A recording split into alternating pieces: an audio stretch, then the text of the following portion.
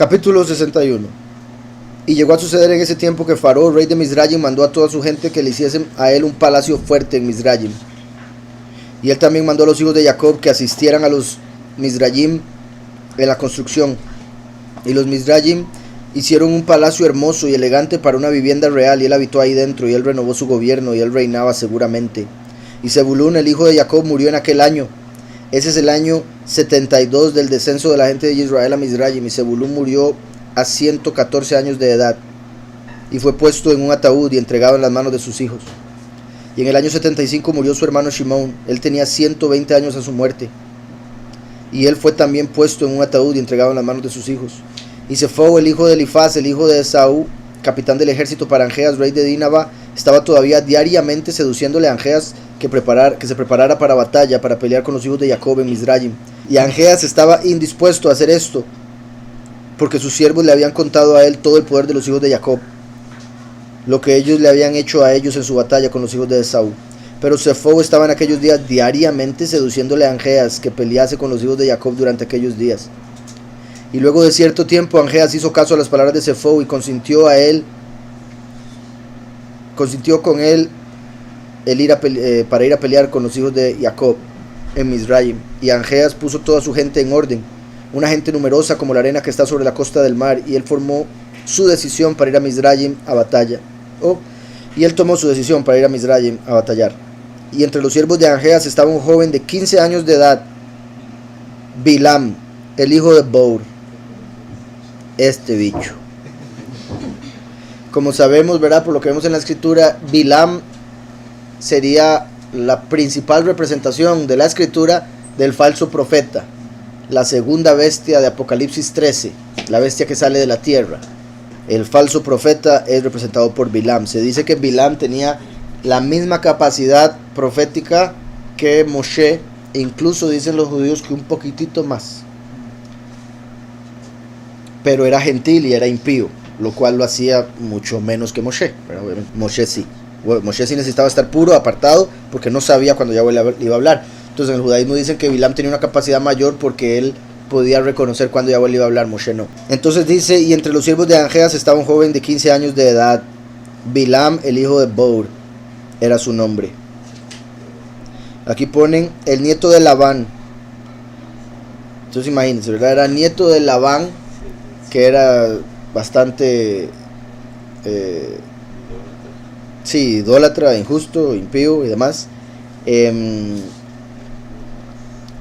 Labán curiosamente significa blanco, entonces hace alusión como aquellos que se hacen pasar por apartados pero son lo contrario. Bilam representando el falso profeta. Bilam significa no es del pueblo. Sí, de hecho se dice que su conocimiento de hechicería probablemente se relaciona a la historia de su uso por el abuelo Labán, porque Labán, lo de los serafín que tenía, terafín que tenía,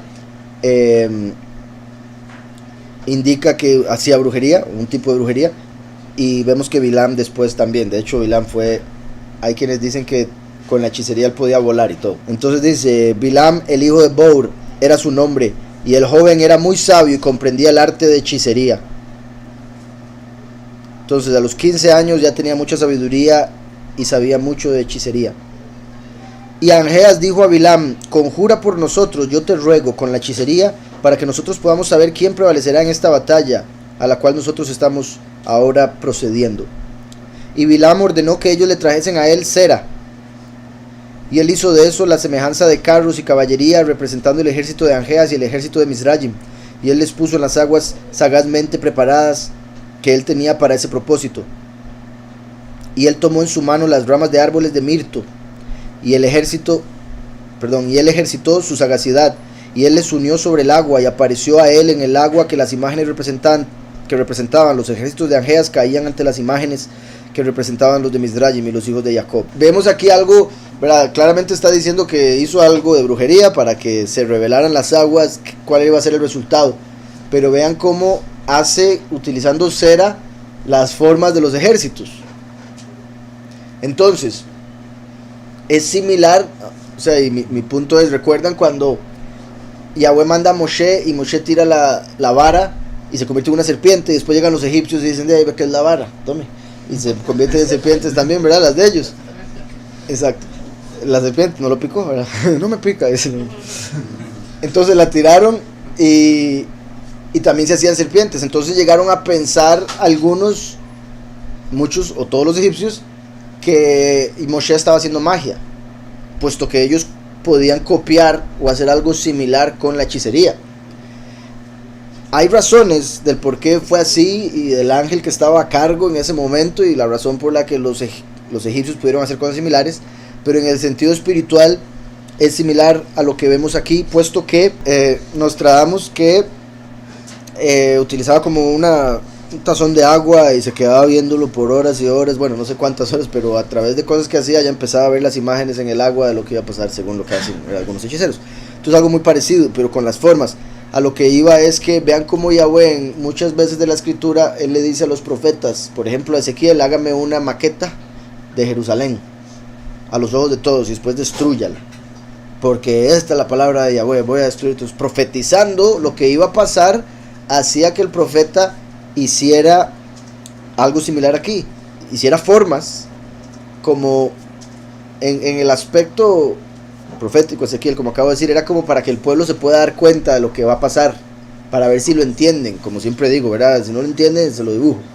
Entonces era como un dibujo para que entendieran los que no tenían mucha capacidad de comprensión. Pero por otro lado, en cierta manera es como trayéndolo a la realidad.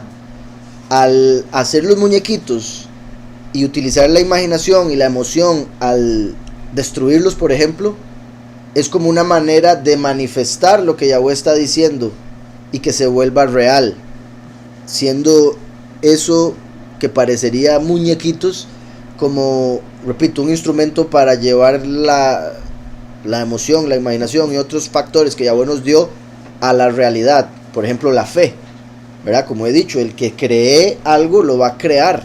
Lo que uno crea, lo crea. Entonces, en cierta manera, por eso los profetas hacían cosas así, actos proféticos. Y aquí vemos a Bilam haciendo algo que se podría llamar un acto profético, pero usando hechicería. O sea, entonces sería un acto caería un adivino, ¿verdad? Tratando de adivinar el resultado de la guerra. Y ni siquiera es como que él está haciendo hechicería para que ganen, está haciendo hechicería para ver quién va a ganar.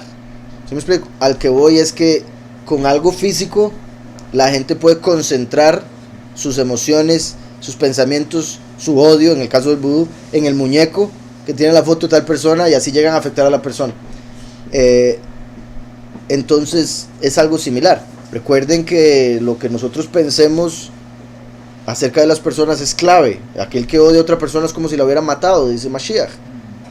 Y es por eso mismo, porque puede enviar la energía tan negativa como para afectar a la persona. Sí, o sea, Yahweh muestra el futuro y así confirma que Él es el único poderoso que existe.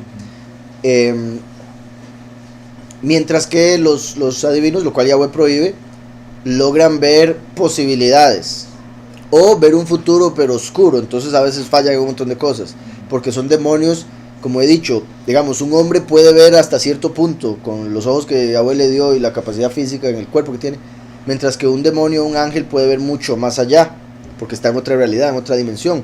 Como si uno en un desfile, uno puede ver 100 metros así, pero si alguien está en un helicóptero puede ver todo el desfile, de principio a fin. Entonces, así como también en cuestiones de deportes y cosas así, aunque todo está arreglado en este mundo, pero digamos, usan las estadísticas para poder determinar, ok, es que por estas estadísticas lo más seguro, la mayor posibilidad es que gane tal equipo un partido. Entonces, en cierta manera, eso es lo que hacen los ángeles. Ven las estadísticas, ven lo más a futuro que puedan, no saben el futuro, pero tratan de adivinarlo, y eso es lo que le pasan de información. Obviamente van a pegar algunas cosas, y por eso los adivinos siguen buscando esa información. Decía, y Bilam contó estas cosas a Angeas, y Angeas se desesperanzó y no se armó para bajar Mizraim para batallar, y se quedó en su ciudad. Y cuando se fue, el hijo de Elifaz vio que Angeas se desesperanzó de salir para batallar con los Mizraim, se fue, huyó de Angeas desde África, y él fue y vino a Kití. Ahí empieza lo de Esaú en Kití. Y toda la gente de Kití le recibieron a él con gran honor, y ellos le pagaron a él que pelease sus batallas todos los días, y Sefou se volvió extremadamente rico en aquellos días, y las tropas del rey de África todavía se expandían a sí mismas en aquellos días. Y los hijos de Kití se juntaron y fueron al monte Kuptisia por motivo de las tropas de Angeas, rey de África, quienes estaban avanzando sobre ellos. Y fue un día que Sefou perdió una vaquilla joven, y él fue a buscarla, y la oyó berreando alrededor por la montaña. Oigan esto. Y Sefou fue. Y Sefou fue, y él vio, y aquí había una cueva grande a la base de la montaña, y había una piedra grande ahí a la entrada de la cueva. Y Sefou partió la piedra, y él entró a la cueva, y él vio, y aquí un animal grande estaba devorando el buey. Entonces él andaba buscando el buey, una vaquilla joven, dice aquí. Fue a buscarla, escuchó esto, y cuando abrió la cueva se encontró que había un animal grande devorando el buey. Desde la mitad de arriba se parecía a un hombre, y desde el medio hacia abajo se parecía a un animal. Y Sefou se levantó en contra del animal y lo mató con sus espadas. Entonces vemos que era un híbrido, ¿verdad? De los que habían o que se habían hecho con los gigantes o más adelante, habrá que ver. Entonces, bueno, en algunas traducciones al parecer ponen gorila, me imagino por la similitud que tienen los gorilas o simios con el ser humano, pero creo que hubiera dicho algo similar, porque recuerden que de hecho en el libro de Yashar es donde dice, o sea, el mismo libro es donde dice que los que se metieron en lo de la Torre de Babel, hubo un grupo, de las tres partes hubo tres grupos que trabajaron en la Torre de Babel. Uno de ellos fueron convertidos en animales, elefantes y monos. Entonces ahí vemos la palabra mono. Por ende aquí pudo haber dicho un mono grande o algo similar. Entonces, igual que con otra historia que habíamos visto, recuerdan, los seres que salieron del mar, que eran mitad y mitad y se llevaron un montón de animales. Aquí vemos algo similar.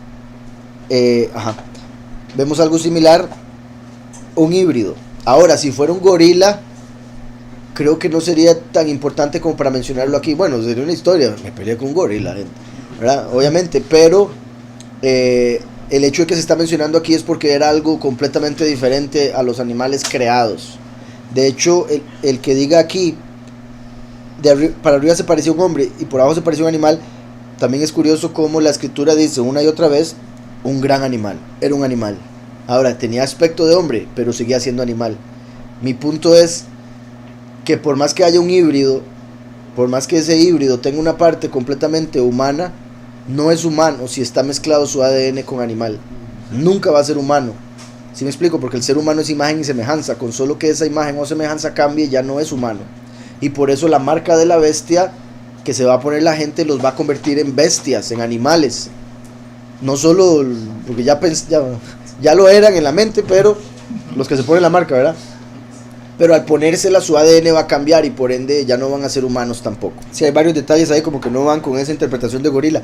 Y yo creo que son cosas que ponen a veces como cuando no... Bueno, por un lado falta de fe, ¿no? Y falta de conocimiento de que hubo criaturas así. Pero por otro lado, sí, como que dicen, uy, ¿qué animal podría ser? Tal vez alguien se nos va a enredar y va a pensar que esto es un híbrido y eso es malo. Entonces pongamos un animal que podría ser y ponen gorila, como cuando en la escritura aparece unicornio y ponen chacal, creo que era, ponen chacal en unas, ponen lagarto para otras. Entonces hay varios animales que se mencionan en la escritura, principalmente Leviatán, Behemoth, el Reim y el Tahash. Esos cuatro que aparecen en la escritura, que serían muy posiblemente un tipo de lo que hoy en día llamarían dinosaurio. Pero en la escritura, al no creer en eso y por todo lo que se nos ha enseñado errado en el mundo, entonces ponen chacal de la trompeta, lagarto, foca, y meten otras ahí que nada que ver, cuyo nombre era Uso, y él fue, aquí ponen degeneradamente deificado por los hijos de Kití. Aquí esto da a entender que se degeneraron ellos haciéndolo un Elohim, un falso Elohim. Ahí dice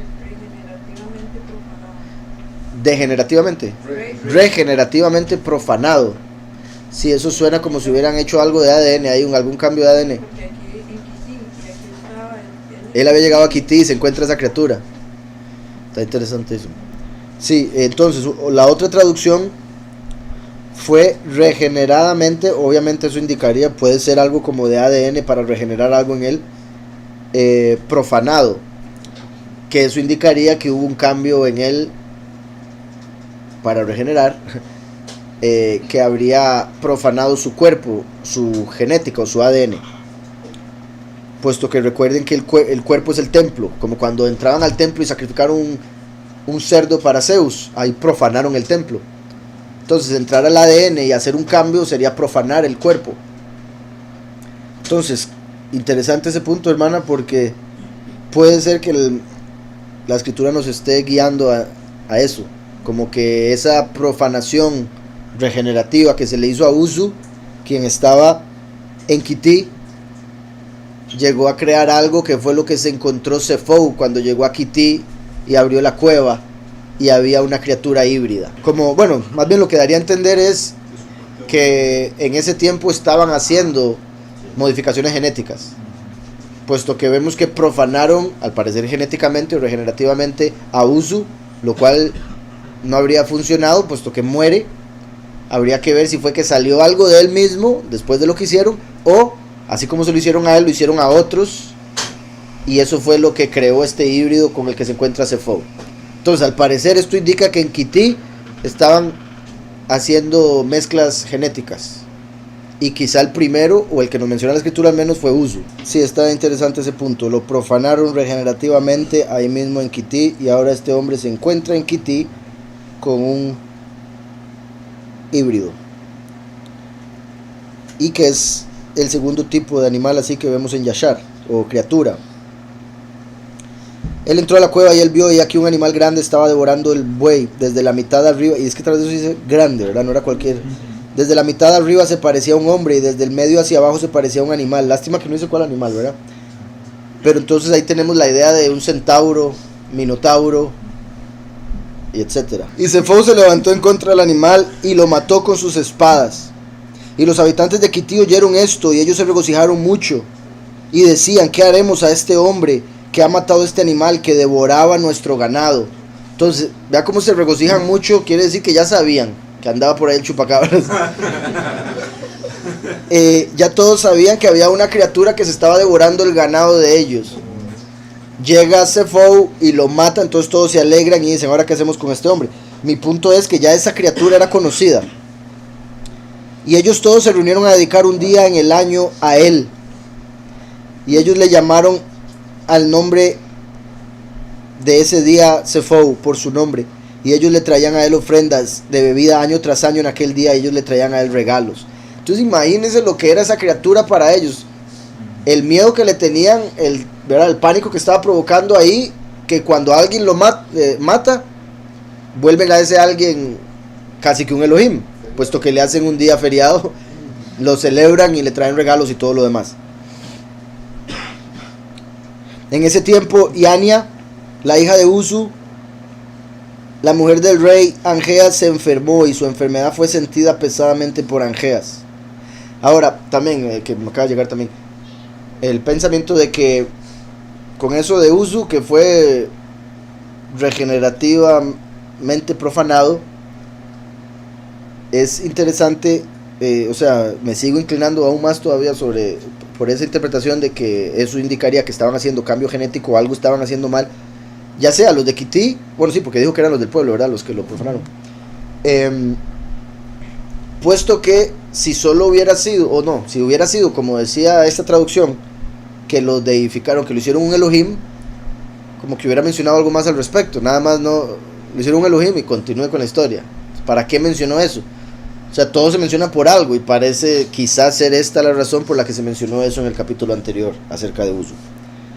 Entonces dice: Uzu, en ese tiempo Iania, la hija de Uzu, la mujer del rey Angeas, se enfermó, y su enfermedad fue sentida pesadamente por Angeas y sus oficiales. Y Angeas dijo a sus hombres sabios: ¿qué haré yo a Iania? ¿Qué haré yo a Iania, la viña? ¿Y cómo le curaré yo de su enfermedad? Y sus hombres sabios le dijeron a él: oigan, porque el aire de nuestro país no es como el aire de la tierra de Kití, y nuestra agua no es como el agua de ellos, por eso de esto se ha enfermado la reina. Hemos hablado, ¿verdad? Tristemente, cómo hay, bueno, lo que iba a hacer de chiste, de que hay lugares donde el agua tristemente no es la misma, ¿verdad? Hablamos la vez pasada de la bendición que tenemos aquí en Costa Rica de tener agua y que Yahweh nos guarde y que no nos la quiten. Mientras que hay otros países que sufren con eso constantemente, o pueblos dentro de algunos países. Ahora bien, lo que vemos aquí me parece confirma lo que he mencionado en otras ocasiones cuando me preguntan, ¿se acuerda de cómo es que hay negros, chinos, cómo es que hay colores de piel diferentes, ¿verdad? Negro, amarillo, rojo, blanco, transparente, etcétera. Entonces, como he mencionado, ¿verdad? Desde que se separaron las familias de Noaj en 70 naciones, se fueron a vivir a diferentes lugares, dependiendo del lugar donde estaban. Esa era la tierra de la cual crecían el alimento para comer. Entonces estaban comiendo de X tierra, respirando X aire, recibiendo X sol. Entonces todos esos factores y otro montón más hacían que la familia fuera tomando características diferentes a las de otras familias. Y después llegaron unos a tener piel más oscura, otros ojos rasgados, cosas así, un cabello o lacio, otros colocho, etcétera, o rizado. Entonces vemos aquí algo similar, y lo tomaban en cuenta, puesto que está ella toda enferma y dicen, no, es que está en otra tierra, ella está acostumbrada a otro aire y otra agua. No creo yo que hubiese tanta contaminación en ese tiempo como para que fuera contaminación del agua. Era simplemente agua con diferentes minerales y un aire diferente, tal vez, digamos, es como si uno se va a vivir al norte o al sur, que va a haber tiempo del año que no va a tener luz, o que va a tener demasiada luz en otro tiempo, ¿verdad? Por los solsticios, cuando el sol está de un extremo o del otro, dependiendo de donde uno estuviese. Nosotros que estamos, de hecho, cuando vino la hermana Silvia, estaba toda sorprendida, ¿verdad? Como ella vive a un extremo, en Argentina, estaba toda sorprendida de ver aquí el clima, porque pasaba con un calor y nosotros diciéndole que es invierno. Ella, ¿what? ¿Verdad? Porque estamos en invierno, pero hace calor. El invierno lo que cambia es que llueve, y a veces en verano también.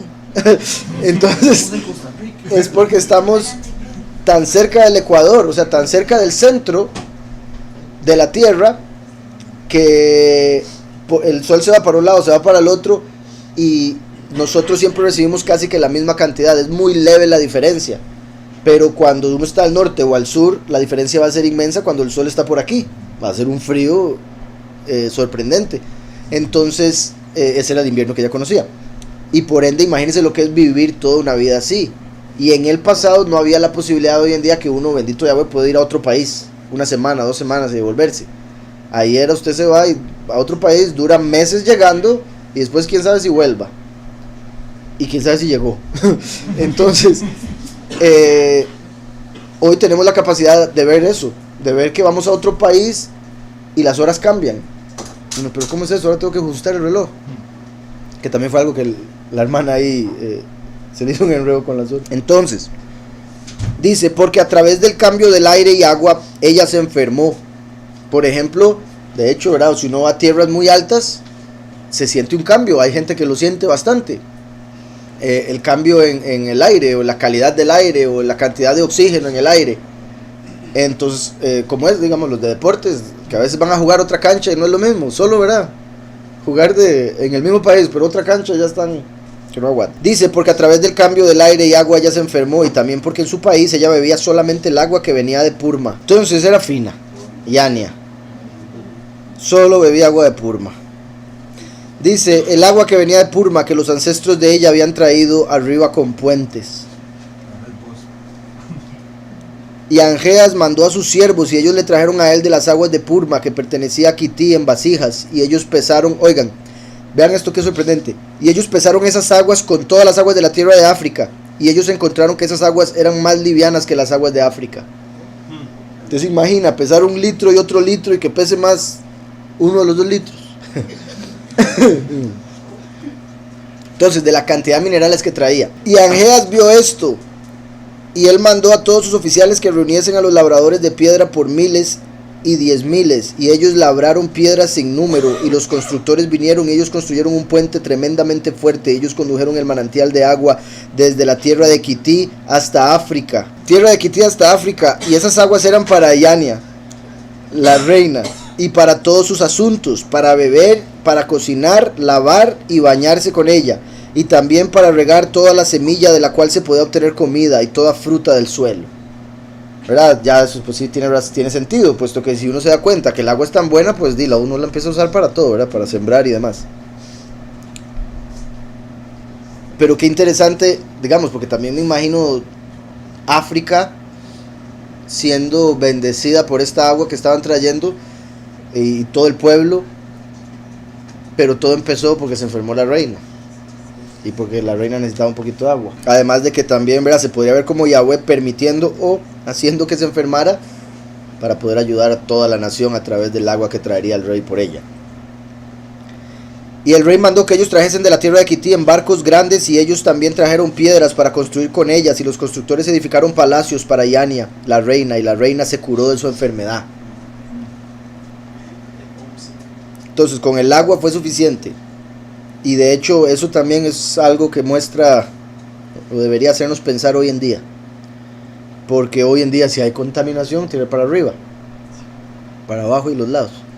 Y ya se ha hablado de cómo el agua, incluso saliendo de las montañas, no sale con los mismos minerales que antes. Y por ende, tristemente, por más que el agua, como aquí en Costa Rica, esté limpia, en algunos casos, aún así no tiene la misma potencia mineral que traía antes para ayudarnos y hidratarnos y demás. Por eso es que hay algunos que consideran que hay que agregarle algunas cosas al agua para poder obtener lo que necesitamos. Entonces, dice, y a la revolución del año las tropas de África, y bueno, el punto era que cómo solo el cambio de agua puede enfermar a una persona.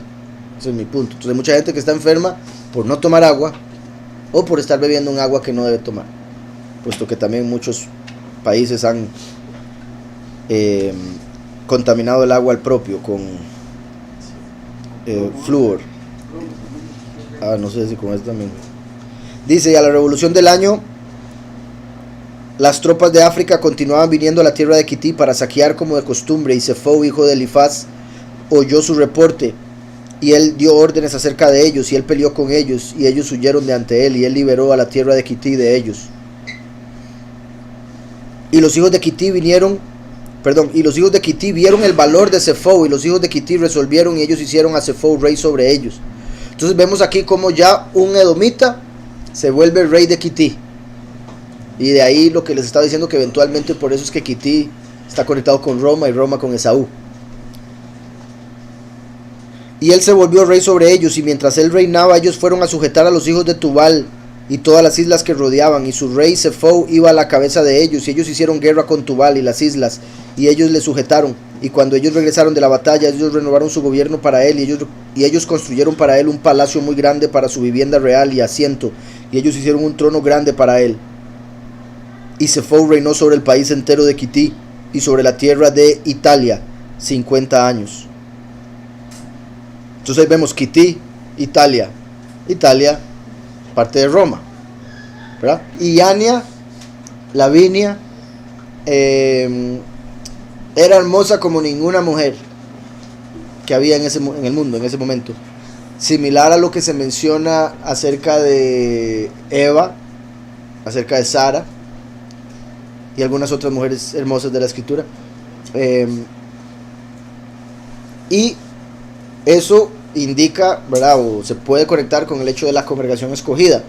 La congregación elegida es virgen, y en el sentido espiritual es la más hermosa, ¿verdad? Obviamente estamos hablando de que es una congregación, no es una mujer, pero la congregación es representada por una mujer, así como la mala congregación por la gran ramera, la justa por la virgen. Entonces la congregación escogida se podría representar o conectar con Iania, que era tan hermosa, la escogida. Curioso que el rey Angeas, sí, toda. Angeas manda a un mensaje para casarse con ella porque era la mujer más hermosa, mientras que el Turnus, por otro lado, envió para traerla para él, ¿verdad?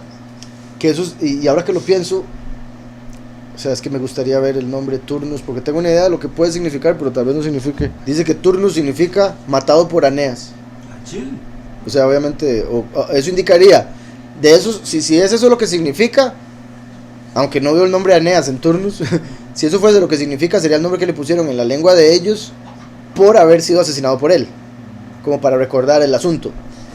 La otra posibilidad es simplemente que ese fue el significado que terminaron poniéndole por la historia, pero que no fuese ese el significado.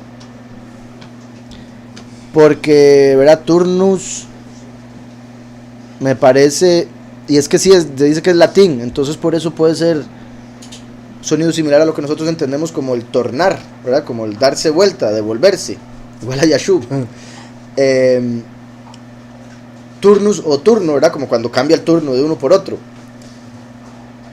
Ahora, repito, cabe la posibilidad, porque el significado que me está saliendo aquí es, y en varias ocasiones, asesinado por Angeas. Pero particular como la mujer escogida de la congregación, Yania, Angeas como si fuese Mashiach, que envía por ella. Ya se hizo el trato hace 2000 años, pero mientras se está esperando para que ella llegue a él para las bodas del Cordero, Turnus la quiere, como el falso Mesías. Hasatán manda por ella, pero le dicen no, porque ya le pertenece a otro. Entonces se tiene que pelear Mashiach contra el enemigo, vencer al enemigo para poder tomar a Yania. Se podría decir, eso fue lo que hizo Yahushua al venir hace 2000 años. Venció al enemigo para poder tomar a la congregación. De hecho, tiene más sentido todavía, porque recuerden que he dicho cómo Yahweh dejó al pueblo de carne bajo la tutela de Heilel, y Heilel lo iba a destruir. Entonces por eso Yahweh tuvo que quitar a Heilel y poner a Micael, ¿se acuerdan? Que es, bueno, es lo que está haciendo, como quitó a Saúl y puso a David. Entonces que en Ezequiel también lo vemos, que Heilel dañó mucho al pueblo, y Yahweh lo puso a Heilel a cuidarlo y se pasó en el castigo. Entonces Heilel como Turnus, queriendo al pueblo de Israel, pero Yahweh dice, no, es mío. Entonces tiene que venir y pagar por él, por el pueblo, dando su sangre como el cordero. Entonces ya la congregación se vuelve suya. Pero Yahushua se fue y empezó la apostasía, que sería como cuando la congregación empezó a beber el agua diferente. La apostasía, un agua de menos peso. Recuerdan que el peso en hebreo es kabod, que es también estima, o sea, una enseñanza menos exaltada, una enseñanza de hombres, doctrina falsa. Entonces empezó a enfermar la congregación, y eso vendría siendo la apostasía. Enferma la congregación, se le informa al rey que es por el agua que está bebiendo, y encontraron que esas aguas más livianas que las aguas de África. Entonces más livianas eran las buenas, las justas.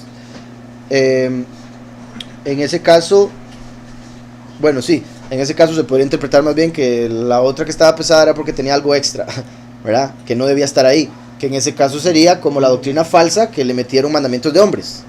Entonces más pesada en el sentido de que, como cuando Yahushua dijo, mi carga es ligera, pero la falsa doctrina la volvió pesada. Como dijo también Yahushua a los fariseos, ellos les hacen estos mandamientos y estos, y ellos ni siquiera lo quieren alzar con un dedo, esa carga. Entonces, como si el agua es liviana, entonces sería la de Mashiach, que por haber estado bebiendo la de la apostasía, estaba enferma la congregación. Entonces al venir el último, se da cuenta de lo que está pasando y hace un acueducto básicamente para traer el agua del cielo a la congregación, así como ahí traerla de Purma a África, o Kití, puesto que ya había llegado de Purma a Kití. Entonces la traen de otra tierra hasta África por ella, y ella se recupera, así como el último viene como rey de reyes, soberanos, y construye con la prédica un puente. De hecho ahí utilizaron la palabra puente, ¿verdad? ¿Se acuerdan que les he dicho que Yahushua es el camino y el último es como un puente? Como el cuello he dicho también, ¿verdad? y con piedras, ¿verdad? Como los escogidos son piedras también. Entonces ya para cerrar, interesante y buena conexión. Y Anya como la congregación, que una vez que la obtiene el rey se empieza a enfermar por el agua que recibe, donde se encuentra entre las naciones esparcida, la apostasía que bebe. Viene el último y construye con la prédica un puente para que el agua de Mashiach venga desde el cielo hasta la tierra y pueda beber la congregación escogida y así se sane y reciba la salvación. Lo que mencioné ahora del cambio de Saúl por David, como el cambio de Heilel por Micael, igual que cuando las mujeres cantaban que Saúl mató a sus miles y David a sus 10,000. Ahí diciendo miles y 10,000, como conectándonos con Saúl y David, por ende ese cambio que conecté con Angeas y Turnos. Y ya con esos miles y 10,000 construyeron el puente, una vez más, como dando a entender David viniendo a construirlo. Ok, aquí pusieron labradores, ahí vasijas, entonces esa es la diferencia. De todas maneras se conecta porque, qué curioso, ¿verdad? Los labradores serían los 144,000, las vasijas que reciben el agua serían los 144,000. Dice aquí, muy curioso que Quitín se convirtiera en Roma, hierro, y al final de los tiempos que son representados por los pies de la estatua de Nabucodonosor, una mezcla de barro con hierro. Así es. Buen punto, ¿verdad? Vemos que Quitín, como dije, bueno, lo acabamos de ver que era Italia, ¿verdad? Y que es parte de Roma. Y sabemos que, por un lado, Roma se dice que fue fundado por Remo y Rómulo, que fueron hijos de una ramera que se acostó con el dios de la guerra. Lo ponen como que ellos fueron criados por una loba. Esa loba sería la ramera a la que me refiero. Pero dice que son hijos de Marte, entonces son híbridos. Y como sabemos, bueno, entonces en el judaísmo se conecta Samael con Marte, el dios de la guerra. Y curiosamente Samael es el ángel de Esaú. Entonces vemos ahí una conexión, como si Samael se hubiese mezclado con una mujer para traer a estos dos hombres híbridos.